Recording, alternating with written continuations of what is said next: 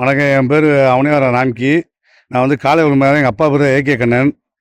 நான் வந்து அவனியாரத்தில் வந்து ஆரம்பத்துலேருந்து இருக்கேன். எங்கள் சிறப்பாக விளாண்டுச்சு. அந்த காளைக்கு வந்து கடைசி வரைக்கும் கொடுக்கல. கவுரோட போன காளைக்கு வந்து கொடியை தாண்டிடுச்சு. அந்த காளைக்கு வந்து முதல் பரிசுன்னு அறிவிக்கிறாங்க. என் காலை வந்து 57 செகண்ட் விளாண்டுச்சு. அந்த காளைக்கு எந்த மரியாதை எதுவும் இல்லை. இது வரைக்கும் எந்த அறிவிக்கையும் இல்லை. மாவட்ட ஆட்சியர்கிட்ட நாங்கள் மனு கொடுத்துருக்கோம்.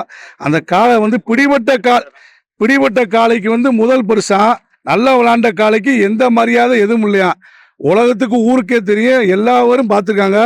இந்த காளை எப்படி விளாண்டுச்சு, என்ன மாதிரி விளாண்டுச்சு, ஏகே கண்ணை மாடு எப்படி விளாண்டுச்சுன்னு எல்லாரும் உலகத்துக்கு தெரியும்.